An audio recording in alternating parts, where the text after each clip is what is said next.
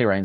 Stanley Jackson talked several years ago about the years that he and Joe Germain had a two quarterback situation, and that one of the problems that arose, at least in that situation, was factions sort of build within the team supporting one quarterback or the other. How are you trying to manage this situation to avoid that, and what goes into that? That's something you keep a close eye on to see if something like that's going on.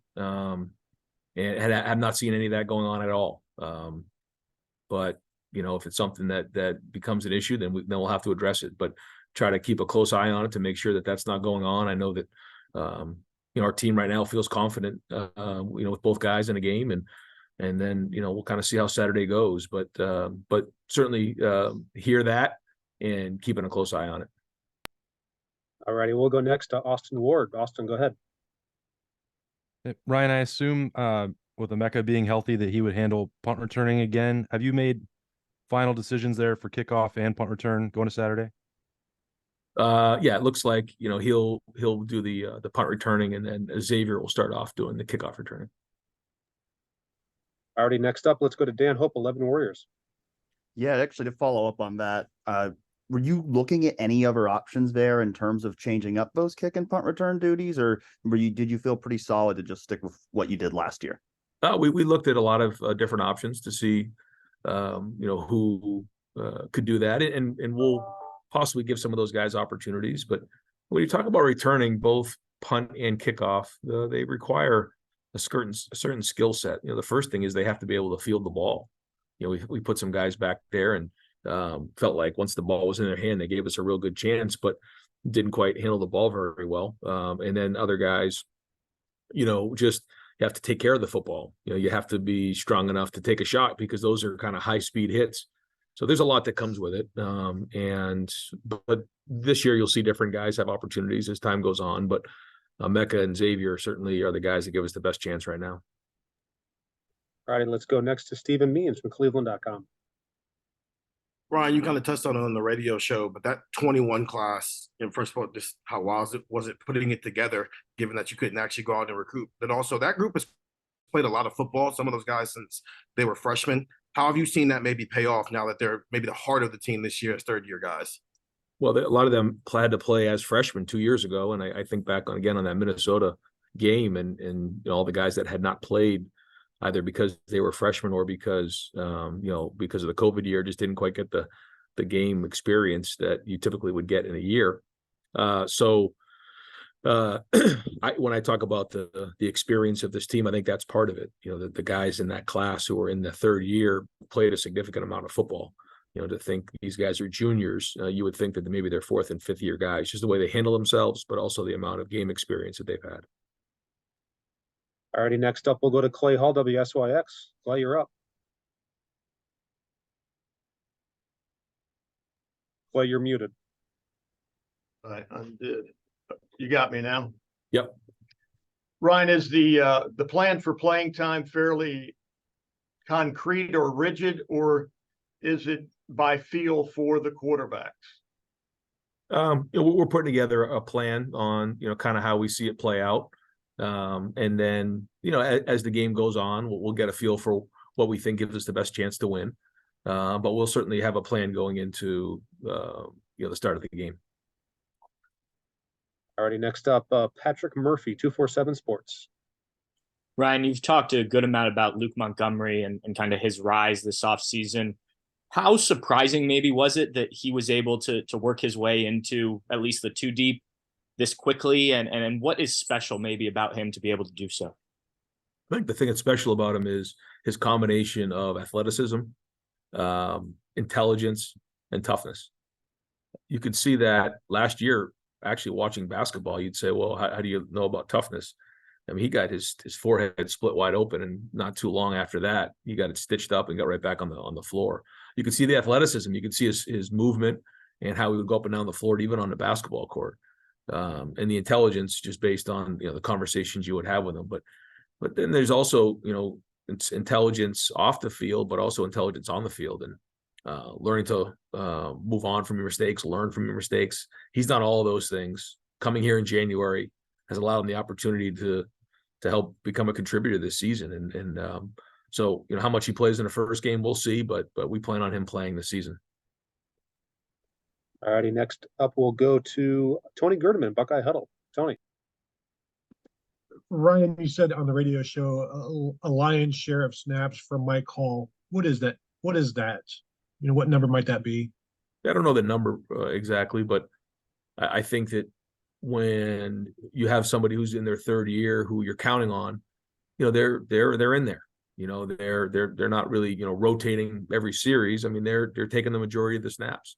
But between Tyleek and Ty Hamilton, they're going to rotate, and then we'll find that fourth and fifth piece that'll kind of work their way in. Jaden McKenzie, Tywan Malone, and so there'll be some of that going on.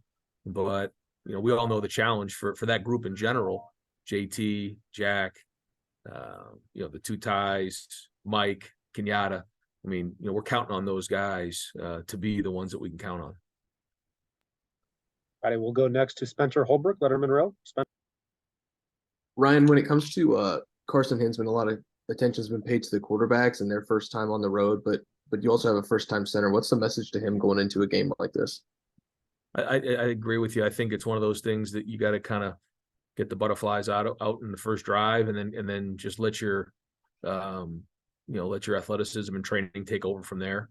But yeah, he'll be worked up early on, and I expect him to. I think anybody who's played in their first game, it's all firsts, and so that's just natural. But he has to trust his training and trust what's going on, and know that he's going against really good players every day in practice. And then if you just trust the technique that Coach Fry spoke or teaches him every day, he also has two really good guards next to him who have a lot of experience, Donovan and Matt, to lean on. But excited to see him get on the field and get that first game under his belt. All right, from the front seat of his car, Tim May. Thank you very much. Everybody's got to be somewhere, isn't that right, Coach Day? That's right.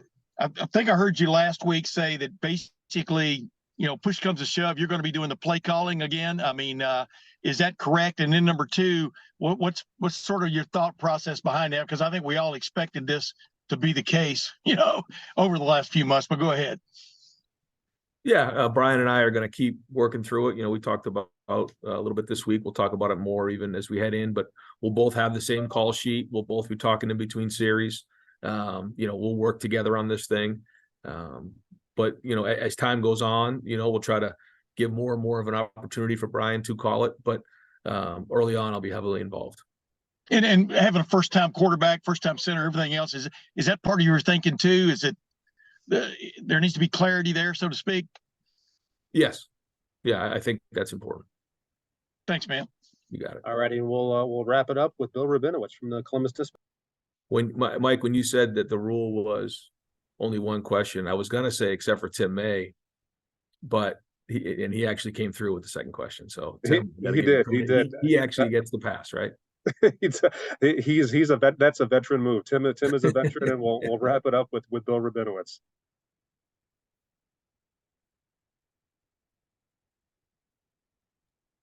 Bill, I think you're muted. There we go. Ryan, I know this is a tricky question to answer because I know you have a lot of respect for Indiana and Tom Allen. But last year, you guys opened with Notre Dame.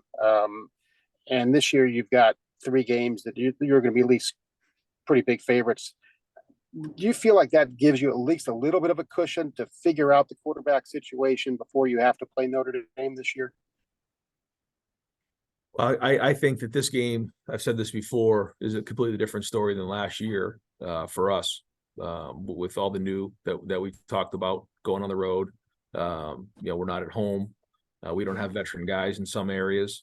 So, we're looking at like this is going to be a dogfight. Usually is.